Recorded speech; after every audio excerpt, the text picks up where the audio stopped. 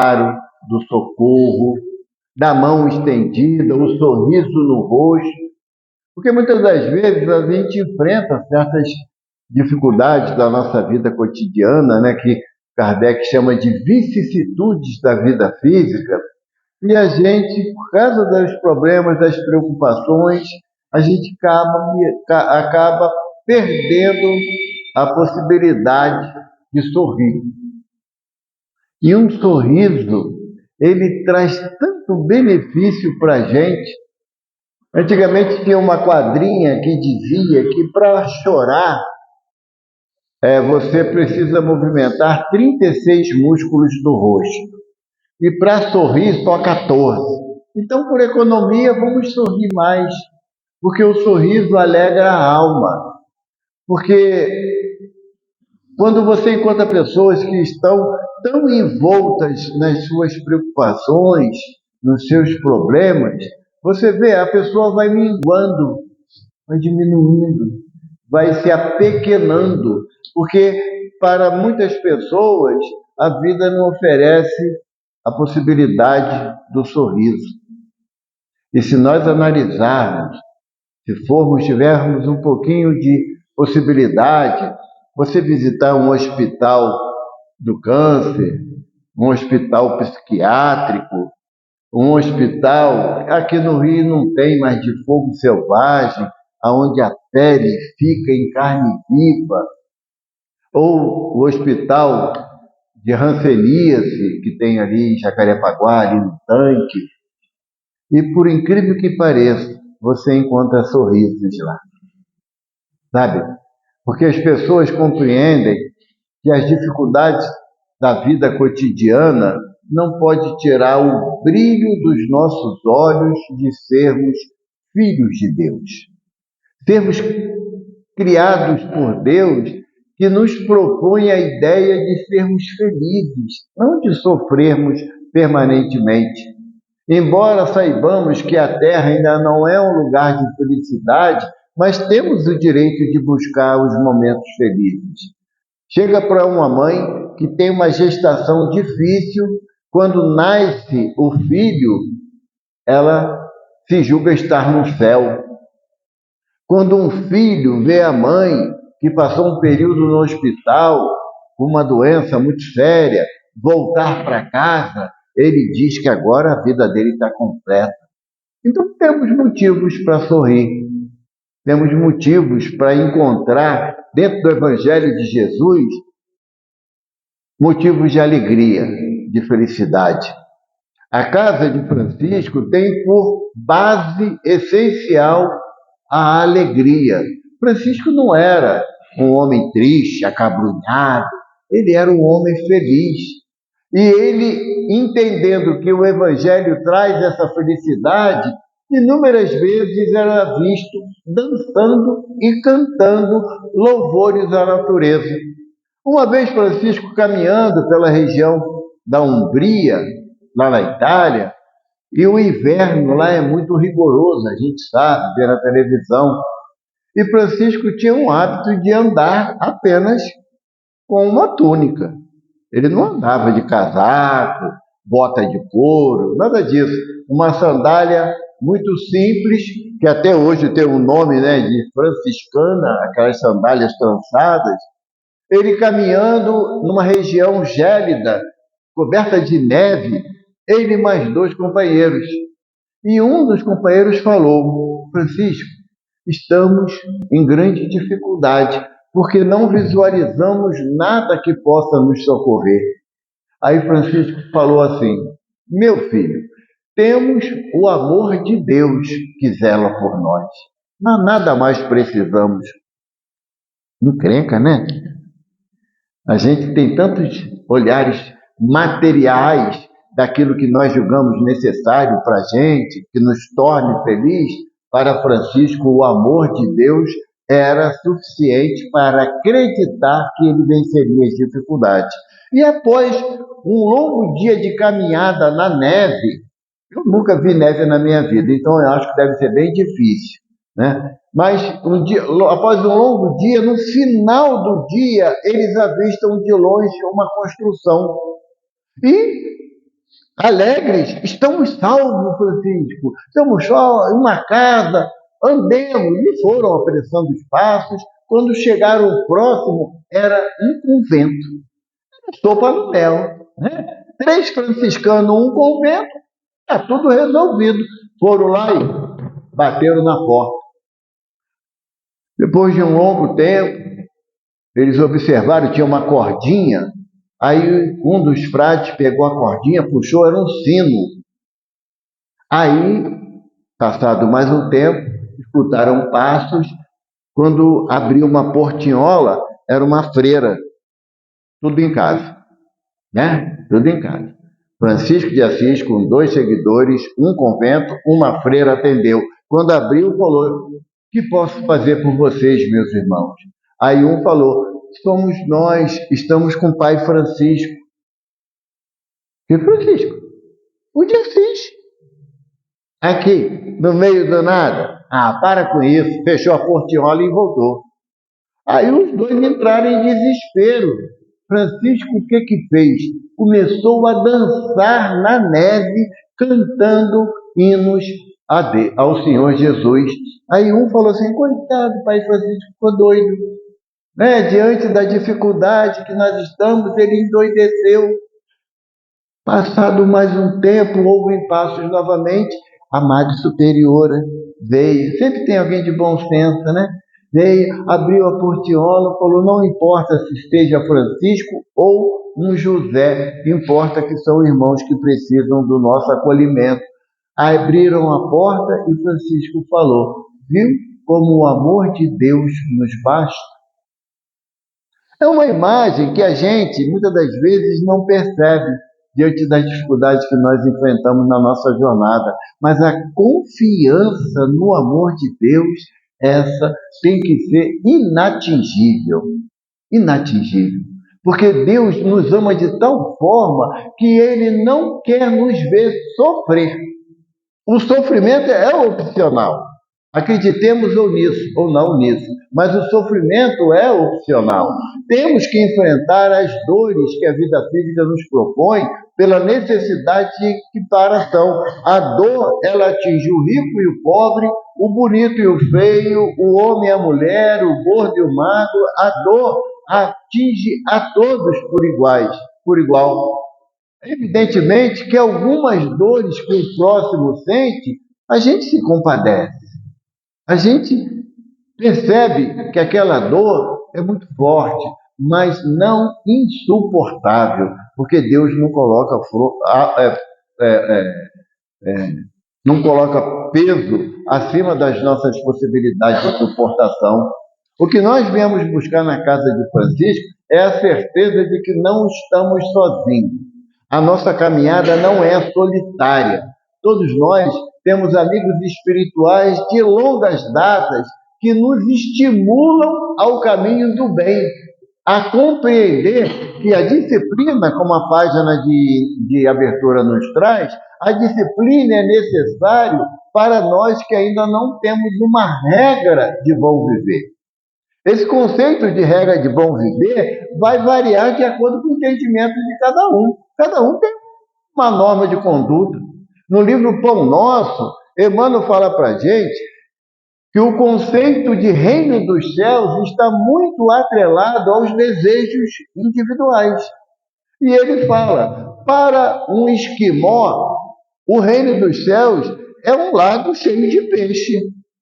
Porque o objetivo da vida dele é pescar para se alimentar, manter a sua família alimentada.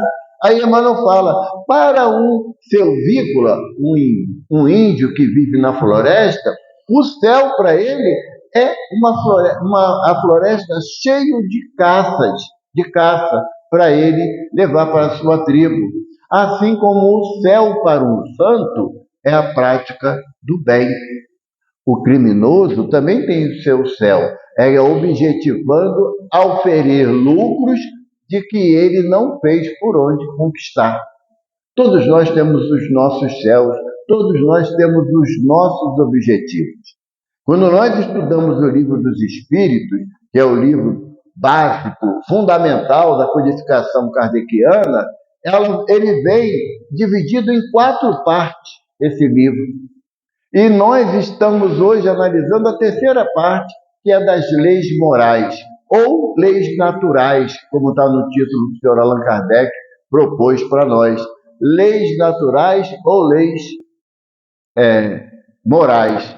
E em uma dessas leis é a lei de conservação, que nós estamos desenvolvendo aqui nesse mês. A lei de conservação me diz que eu tenho o dever de zelar pela minha integridade física. Ali tem uma tomada. Eu sei que se eu botar o dedo ali, eu vou levar um choque. A lei de conservação me alerta desse perigo e faz com que eu não encoste, porque eu sei o resultado.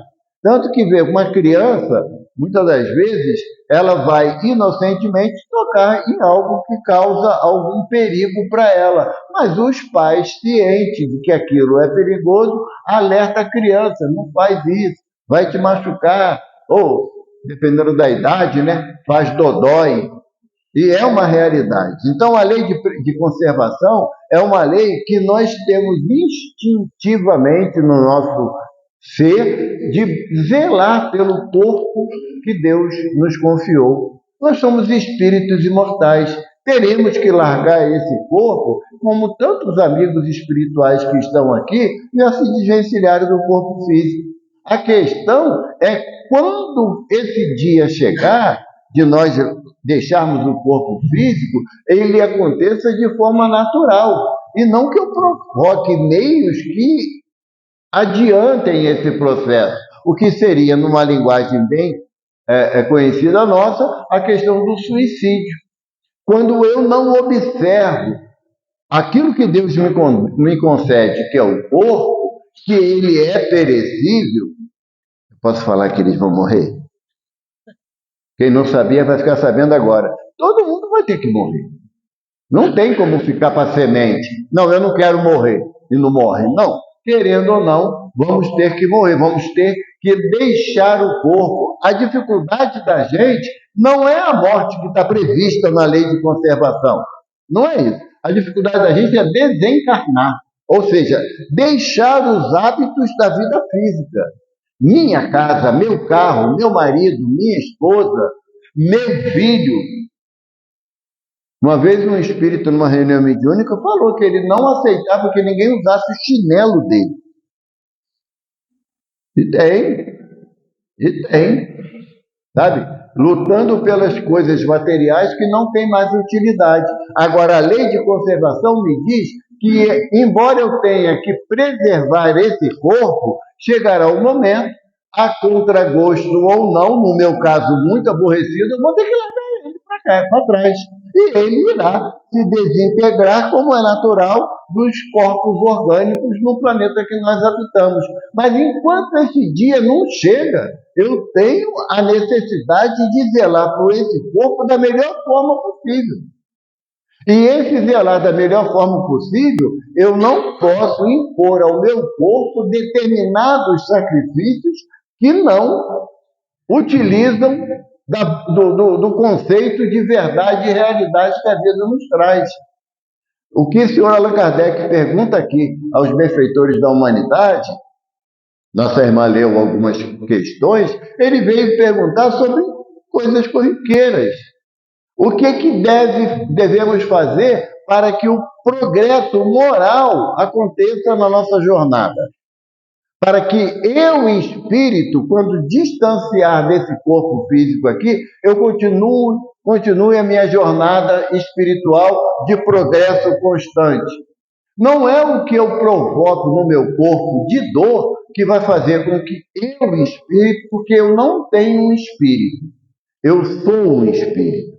Então, eu não deveria usar o termo, o meu espírito fez isso, aconteceu aquilo, foi não sei para onde. Não é a afirmação correta. A afirmação correta é que eu, espírito, enquanto meu corpo estava em casa, dormindo lá, descansando, eu fui em tal lugar, entrei em relação com A, B ou C, que a gente caracteriza como sendo um sonho, Mas não são as ações que eu imponho de restrição ao meu corpo, com exceções. O que vale é a conservação e o progresso do espírito, de nós espíritos. Mas aquilo que eu imponho ao meu corpo como privação para que eu evolua, não vai fazer efeito. Mas também não quer dizer que eu possa usar o meu corpo para fazer tudo o que eu penso, tudo o que eu desejo, não. Kardec fala aqui para a gente a questão de limitarmos determinados alimentos, provocando uma privação natural. Os espíritos dizem, qual a finalidade disso? Não porque eu quero ficar sem essa barriga aqui assanhada, então eu vou passar fome. Eu vou ficar com fome e com barriga do mesmo jeito, porque a ciência já provou que não é a falta de alimentação que diminui o volume abdominal. São exercícios físicos associados a uma alimentação regrada.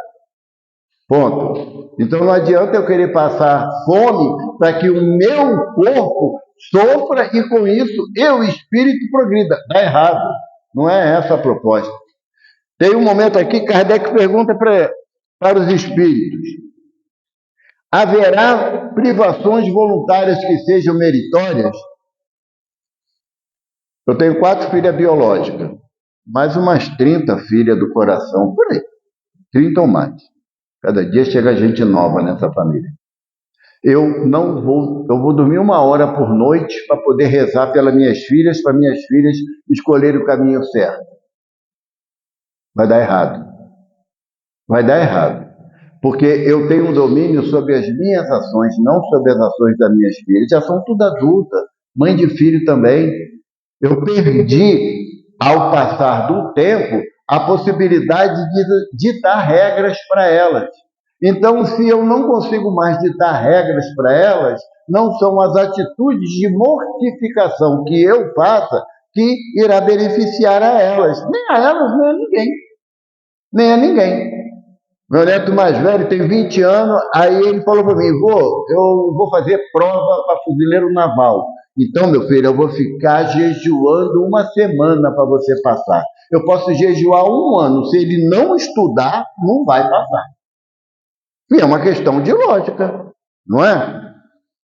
Até certa vez, o pastor, não sei se vocês já assistiram ele, é muito conhecido na internet, Cláudio Duarte. Cláudio Duarte estava falando que chegou um rapaz perto dele, membro da igreja, e falou assim, pastor, eu vou passar naquele concurso. Pastor, bom, glória a Deus, meu filho, vou passar. Porque tem lá na minha rua um menino lá que é da Pátera, passa a noite na farra.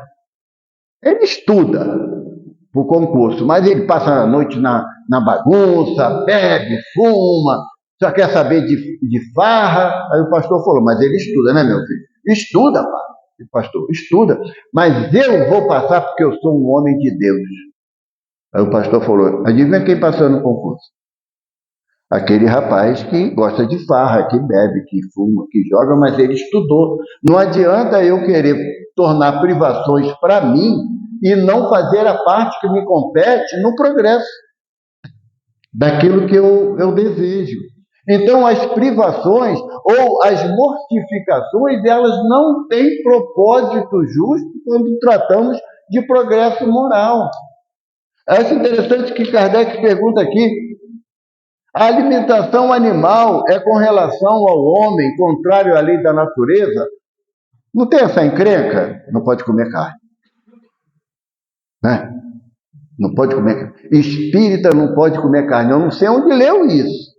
Cada um tem o desejo de escolher o seu gênero de alimentação. Eu sei que quando eu venho para uma palestra ou para um trabalho na casa espírita, não dá para comer um mocotó e depois ir, porque eu vou desmaiar no caminho de sono, vai dar moleza. Mas a minha alimentação, ela tem que ser regrada pelo bom senso. Como diz os espíritos de Kardec, nós estamos num plano, já diz o título, animalizado. O que isso quer dizer? O nosso corpo é animal. Então, ele precisa de alimentações condizentes. Tem pessoas que já não têm mais necessidade da alimentação animal. Show de bola, mas não é regra. O fato de eu não querer comer carne não me dá o direito de criticar quem ainda tem essa necessidade. Eu não como carne vermelha, mas um franguinho bem, né? Vai que é uma beleza. Entende? Então, não é a proposta da doutrina ficar limitando ou ditando regras de alimentação, de conduta na vida de ninguém. Não é. A doutrina nos propõe uma ação consciente. Por exemplo, o meu sogro, que ele não assiste, vem assistir essa palestra, mas eu vou falar mal dele. O meu sogro, ele adora pescar. É relaxante. O peixe não é. O peixe ele é relaxante. Se você vivesse da pescaria, é diferente. É direito seu. Agora, pescar por esporte, eu acho maldade com o danado do peixinho. Porque pescaria por esporte seria semelhante. Ir lá para o Campo de Santana, que tem a porção de cutia lá, você ir lá com uma espingarda, dá tiro na cutia, porque acha engraçado. Você matar um animal que não lhe traduz a necessidade de alimentação, aí eu entendo que não é o adequado. Evaldo, mas eu adoro pescar e eu vou pescar. Vai com Deus. Vamos? Não. Eu, alguns anos atrás, eu fui pescar, os amigos do trabalho, né, ficaram insistindo, vamos. Eu fui pescar meio a contragosto, mas fui. Eu fui pela farra, né, pela bagunça. Aí quando eu estou lá, todo mundo dando banho na minhoca, eu também dei banho na minhoca, né? Estava lá, botei a minhoca lá no anzol, o peixe fisgou. Quando eu puxei o bicho, Deus é perfeito, né? Isso é bom a gente lembrar. As terminações nervosas do peixe não estão na boca. Ele não sente dor quando o anzol pega na boca. Mas se o anzol pegar no corpo, ele sente. Na boca, ele não sente. Mas quando eu tirei o peixe da água que eu botei no barco, o bichinho ficou assim. Aí eu fiquei imaginando eu com falta de ar. Peguei o bicho e joguei no ar de novo. Quase que apanhei.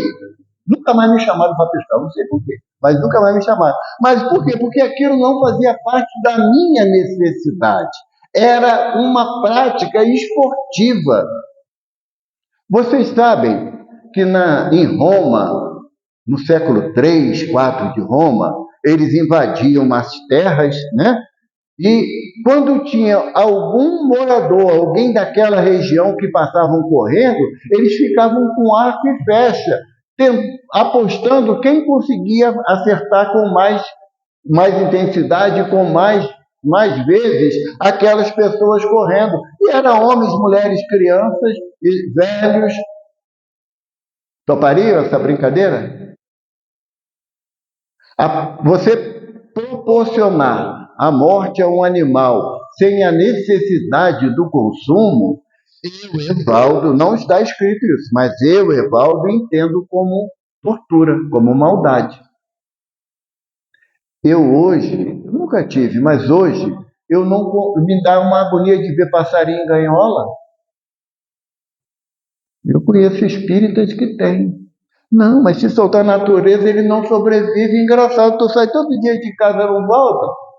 Por que o bicho também não teria a opção de tentar ir para a natureza, que é o seu habitat natural? Ah, mas o canto é bonito. Não. O canto bonito é na natureza. Quem mora em regiões que nem aqui, que tem árvores e tudo mais, quantas vezes a gente acorda, ou então no entardecer, escuta o alvoroço dos pássaros da árvore? Tem gente que não gosta, mas tem gente que reclama do sol, da chuva, da noite, do dia, do calor e do frio. Então tem gente que não gosta de nada. Agora, você impor a privação, dizer, não, você não pode comer carne porque está errado. Tá bom, aonde está escrito isso? Nem Jesus adotou essa prática. Pedro chegou perto do mestre e falou, Senhor, tive um sonho essa noite horrível. E Jesus pergunta, que está em Atos dos Apóstolos isso, pode procurar lá na Bíblia. Aí Jesus pergunta, que sonhaste que trouxe tanto agonia a você? Eu sonhei, Senhor, que estava subindo em direção ao céu e veio 2 anjos com um lençol e dentro do lençol só tinha comida impura. que para o judeu, eles não comem carne de porco, não comem carne de camelo, eles não comem determinadas carnes. Não comem. Até hoje é assim. Até hoje é assim. E Pedro falou. E o anjo dizia: toma, Pedro, come dessa carne, não é a carne impura. E o anjo falou: como pode ser impura se foi Deus que criou?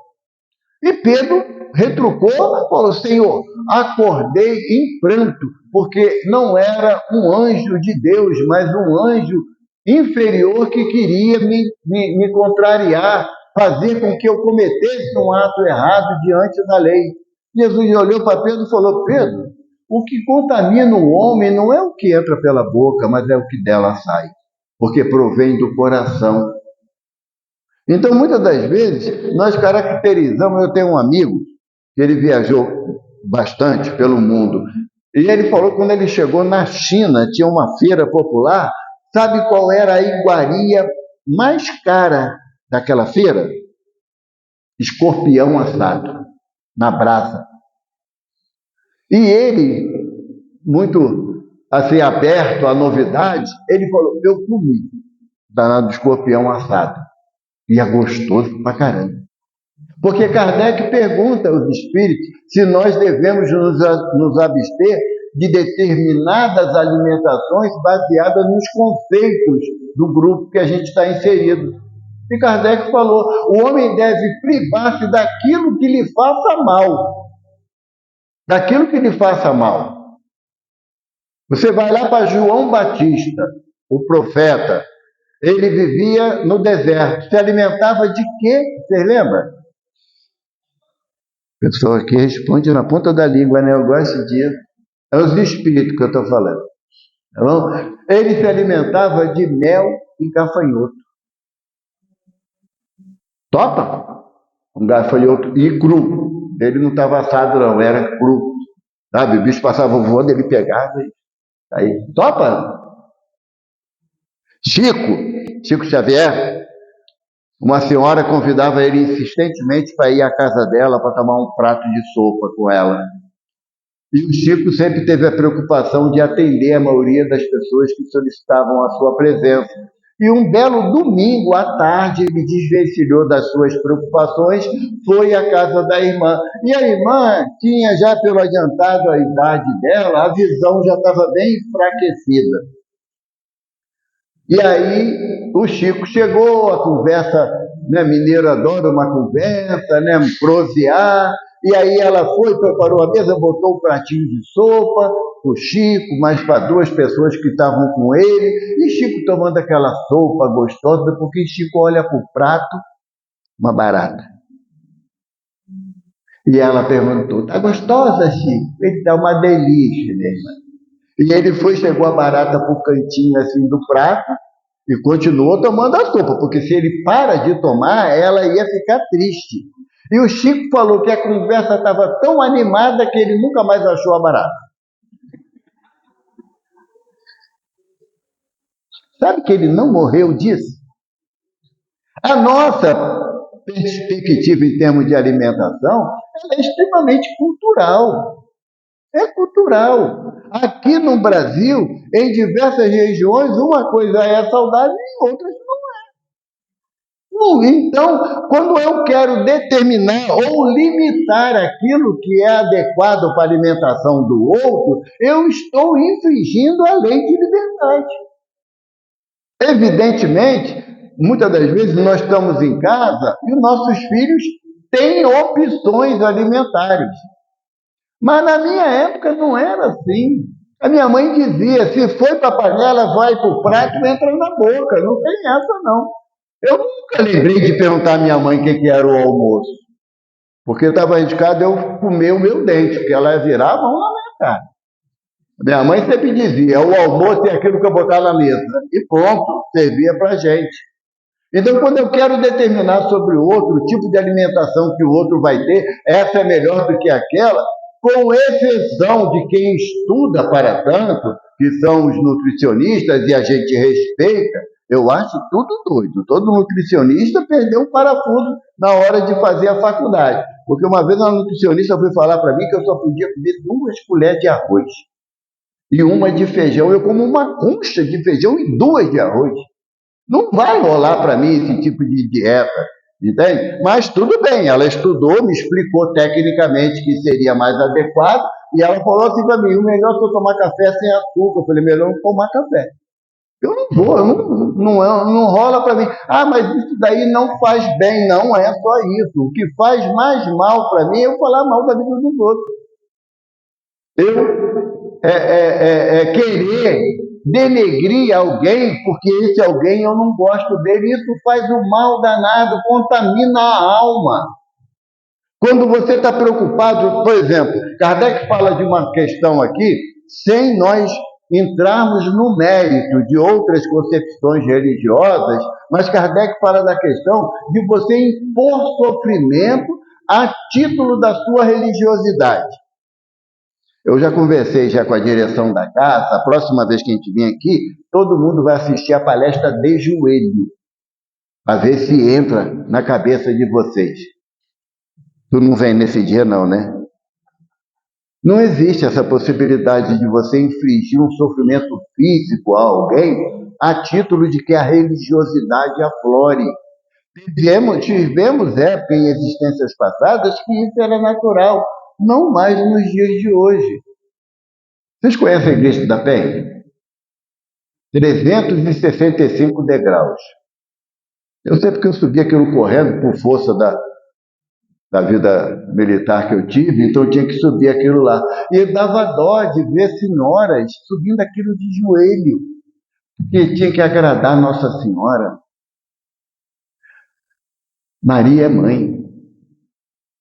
Ela não quer o sacrifício daqueles que têm devoção ao seu amor. Ela quer que a gente mude os nossos conceitos arraigados de questionar a ação do outro. Maria deseja que nós cumpramos, como ela fala na boda de Caná, fazei tudo que meu filho mandar. E Jesus fala: não ponha a demanda com seu irmão por nada. Se ele te obriga a caminhar 1000 passos, caminha 2000 por conta dele. A proposta de Maria, em relação ao amor que ela tem por nós, não é do sacrifício físico, é do sacrifício do nosso orgulho, do nosso egoísmo, da nossa vaidade, da nossa arrogância. Aí sim, Evaldo, a partir de hoje você vai deixar de ser orgulhoso. Eu vou sofrer pra caramba, porque eu ainda não consigo me distanciar do sentimento de orgulho, de prepotência, de que eu posso impor alguma coisa a alguém. Não adianta eu deixar de comer carne quando eu venho para o centro e eu me alimento de fofoca, sabe? De ódio. O benfeitor Dr. Erma, que muitos aqui conhecem, Dr. Erma tem uma frase que eu acho sensacional dele, muito bacana. Guarda a mágoa, que bom, vai morrer do infarto, porque a mágoa se aloja no coração. E ela traz uma sombra em nosso peito, e à medida que essa mágoa não é desfeita, ela vai endurecendo, o coração perde elasticidade. Morreu de quê? De mágoa. Não perdoa. Comigo fez uma vez só, não perdoa nunca mais. Que bom, vai morrer de câncer. Porque a falta de perdão, ela se aloja uma nuvem da mágoa no coração. Do não perdão é no cérebro. Fica uma nuvem escura no cérebro e aquilo vai se traduzir em doença. Então, o que é pior? Você comer uma feijoada, depois jogar bola, ou você guardar a mágoa no coração? Guardar o ódio dentro de você. Esses são os sacrifícios que Jesus quer que nós façamos. Um mestre fala: se me amais, a gente fala com tanta facilidade que ama Jesus, né? Jesus é o meu Senhor. Aí Jesus dá a sentença: se me amais, guardai os meus mandamentos. E o principal mandamento da lei de Deus é: amarás a Deus sobre todas as coisas, de todo o teu entendimento, de todo o teu coração, de toda a tua alma, e ao próximo como a ti mesmo. Então não será passando pelas privações físicas que eu vou fazer algo que agrada a Deus. Evidentemente que tu não vai encher a cara de cachaça. A gente está falando dentro de um bom senso. Mas não tem nada contra a pessoa que quer tomar uma cervejinha. Eu não bebo por opção. Eu não bebo porque eu não tenho mais tempo para isso. Todo dia eu tenho compromisso em casa espírita. Não dá. Mas eu lembro que antigamente, que eu não tinha tanto compromisso assim, eu gostava de domingo tomar uma cervejinha, depois eu dormia igual, eu nem falava, minha esposa, ela dorme igual um porco, né? Porque ronca pra caramba, cada bebida. Não tem nada de errado a pessoa tomar uma cerveja, tomar um vinho, não tem. O nosso problema é a quantidade. É a quantidade. Eu tenho um amigo que ele diz mesmo, enquanto não seca, ele não para. Então, o que acontece? Chega no dia seguinte, a promessa é sempre a mesma: não bebo mais. Que a danada da ressaca vem com força, né? Não bebo mais. Mas aí até o não bebo mais não tem esse dia no calendário, aí chega no outro fim de semana ele volta de novo. Mas é uma decisão da pessoa. Não é o fato de você não comer carne e você não beber que lhe torna uma pessoa melhor, não. Não é, não. Tem um amigo que uma vez falou que conhece um espírito mais equilibrado quando escuta música clássica. Que Jesus abençoe esse irmão que eu vou falar agora e o ampare. Hitler adorava música clássica e era vegano. No entanto, as atitudes morais dele em relação ao próximo levou o sofrimento a cerca de apenas 5 milhões de judeus. Apenas. Sem falar das outras etnias. Então, não é o fato de eu impor sofrimento, porque chega aqui com aquela carinha triste, o que foi? Estou 3 dias sem comer, jejuando. Jejua a palavra. Faz jejum da palavra, faz jejum do pensamento negativo que você tem contra o teu vizinho, o teu chefe, o teu ex-namorado, aquilo nunca prestou, não me engana. Faz jejum do pensamento negativo, vai ser muito mais produtivo espiritualmente para você do que o jejum. Chegou um homem perto do mestre e falou assim: Senhor, apresentei o meu filho para os teus discípulos e não conseguiram libertá-lo, pois ele é atacado por um espírito. A palavra demônio não tem no original da Bíblia, não, tá bom? É espírito mau ou espírito bom. Demônio foi criação depois do concílio de Nicéia, em 387, se eu não me engano. E ele toma o meu filho, ora joga ele no fogo, joga. Pô, que hora que vai? É? Não, nem comecei o tema. A culpa é delas. Tem hora que o Espírito joga ele na água, joga ele no fogo. O texto está lá no Evangelho. E eles não conseguiram libertá-lo. Aí Jesus olha para o Espírito, manifestado no jovem, Jesus ordena: afasta-te em nome de Deus. E o Espírito se afastou. Os discípulos vieram falar: mas mestre, por que a gente não conseguiu afastar esse Espírito? Aí Jesus falou: determinada casta de espíritos só se afasta com jejum e oração. O que o mestre está falando? É o jejum da palavra, do sentimento. Porque você já pensou em você fazer um Pai Nosso desejando que o teu vizinho morra porque você não gosta dele? É inconcebível. Não há meios disso. Toda vez que você deseja mal para alguém, para quem quer que seja, esse mal retorna para você.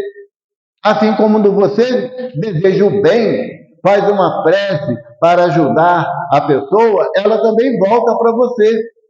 Chico Xavier, ainda em Pedro Leopoldo, ele andava cerca de 1 hora para chegar no trabalho, que era o mercadinho que ele trabalhava, que era do padrinho dele. E na noite anterior tinha tido receituário mediúnico, lá no Centro Espírita Luiz Gonzaga, lá em Pedro Leopoldo. E terminou 1h30 da manhã. Chico acordou, ele tinha que abrir o mercadinho às 6 horas da manhã. Ele acordou 5h30. 1 hora de caminhada não ia dar tempo. Mas ele se apressou, foi correndo. No caminho, Tinha a casa de comadre Mariazinha. E Chico olhou de longe, viu que ela estava na janela. Ele falou, vai querer ter um dedo de prosa e eu não tenho tempo. E foi andando. Quando chegou perto, ela, menino Chico. Olha como é que ela era antiga, né? Chamava Chico de menina. Menino Chico, estou te esperando desde 4 horas da manhã. Ele, pois é, minha irmã, eu me atrasei, na volta eu falo com a senhora. Ela, menina, eu queria tanto falar, tirar umas dúvidas com você. E ele, mas não vai dar. Aí entra o protetor, né? O mentor que é Emmanuel, fala, atende a vovó. Aí Chico, sim senhor, fala, minha irmã. Ela, que você me deu aqui um papel escrito aqui do doutor Bezerra, não foi? Mas eu não sei juntar as letras. Fica tudo aqui parecendo um monte de formiguinha no papel. Aí o Chico pegou o receituário, leu para ela, era o chá que ela tinha que fazer, tinha erva em casa, e devolveu o papel, e ali foram 15 minutos de conversa, e Chico já estava pensando na bronca que ele ia levar quando chegasse no trabalho. E foi andando, passados uns 50 metros, Emmanuel falou assim, Chico, olha para trás. Quando o Chico olhou para trás, a irmã estava na janela, dando teloguinho para ele, e saiu uma massa branca, pontinhos luminosos do peito dela, foi em direção ao Chico, envolveu ele naquele bem-estar, naquela alegria. Aí Emmanuel falou assim, bom, né, Chico? Ele, muito bom, ela está desejando que você vá na paz de Deus, meu filho. Ele, ela é tão caridosa, né, seu Emmanuel? Mas se você não para atender e ela deseja que tu vai com o diabo te carregue. Imagina o que vai para perto de você. Então, assim, é um pensamento negativo. Quando eu formulo um pensamento negativo. Quando eu vou falar mal da Patrícia, pode até ser verdade, mas eu não tenho direito de falar mal. Quando o meu pensamento chega na Patrícia e ela está assim, Jesus, abençoe o Evaldo vem aqui com tanta alegria, o que acontece com o meu pensamento negativo? Bate lá e volta para mim na mesma intensidade. Aí eu falo, tá vendo? Aquilo não presta. Nem ela fazendo coisa errada, ela sofre alguma coisa. Agora eu que sou bom. Então é esse tipo de sacrifício que Jesus espera da gente. Não é o sacrifício da boca, de não comer isso ou aquilo, evidentemente, de não exagerar na comida ou na bebida. Isso aí a gente tem que ter cuidado. Não exagerar na comida, né, Isabela? Na comida, sabe? Que ela fala, olha a minha barriga como é que já está maior do que a tua. Mas a gente tem que ter um equilíbrio em tudo que nós fazemos. Mas não é o fato de não comer, que ela entrou uma época que ela não comia nada. É minha filha, né? Eu posso falar, depois ela briga no caminho de volta para casa. Mas ela entrou uma época de que não queria comer nada, que tudo engordava. O que aconteceu? Ficou doente. Aí teve que gastar dinheiro com remédio. Então não é uma incoerência. Você tem que se alimentar, mas não achar que o mundo vai acabar hoje, tem que comer toda a comida do mundo. Não é. Esse controle, esse equilíbrio é que na página Antônio de Aquino nos propõe. O equilíbrio, a disciplina de você agir de acordo com a tua real necessidade. E não você simplesmente porque o outro vai achar que não é legal você vir para o NEFA e você ter comido um churrasco. Tá bom, você comeu um churrasco, se empanturrou de carne. Aí você não vem para o NEFA porque não está legal, comeu muito. Tá bom. Você fica em casa e começa a falar mal do time do vizinho. O time do vizinho, a escola de samba do vizinho, o político preferido do vizinho, vai fazer muito mais mal do que a carne que você comeu. A proposta dos espíritos a Kardec é que nós devemos buscar a coerência das nossas atitudes. Eu jamais vou falar para vocês que é saudável tomar uma cerveja, porque não é. Não é. Mas eu não tenho o direito de impor isso a ninguém. A responsabilidade é individualizada. Agora, eu sei que a mim não faz bem, mas não é porque não faz bem para mim que eu tenho que impor ao outro o que deve fazer. Eu costumo dizer, eu fumei 40 anos. 40 anos. Eu conheço a doutrina há 50. Então, eu fumei e sabia quais eram as consequências que o cigarro iria fazer na minha vida. Quando eu vi o quarto familiar morrer, desencarnar por causa do cigarro, eu falei, agora chega, né? Agora chega. Mas sabe qual foi a minha maior luta? Não ser um ex-fumante chato. Que o ex-fumante, né? Alguém que passa perto de você, fuma, que cheiro horrível. Mas tu fedia assim também, indivíduo. O que você está reclamando agora do outro? A alimentação, ela tem que ser compatível com a estrutura física de cada um. Eu tenho um amigo que a alimentação dele é macarrão, puro. Não tem nem a carninha moída, não. Sabe? Nem um molhozinho de massa de tomate ou molho branco. Não tem, é só macarrão. Mas ele está feliz assim, qual é o problema? Se eu fosse viver assim, só de macarrão, eu ia desencarnar mais rápido, que para mim não rola. Mas é o direito dele. Agora, eu não tenho o direito de impor o que eu penso no aspecto alimentar sobre ninguém. Vale muito mais eu fechar a minha boca à crítica do meu irmão. Isso daí é realmente um sacrifício agradável a Deus, como os Espíritos nos falam. Por quê? Porque eu estou domando as minhas más inclinações, como Kardec me orienta. O verdadeiro espírita é aquele que promove a sua transformação moral e pelo esforço que emprega em domar as más inclinações. As más inclinações que me prejudicam é o meu orgulho, a minha vaidade, o meu egoísmo, a minha prepotência.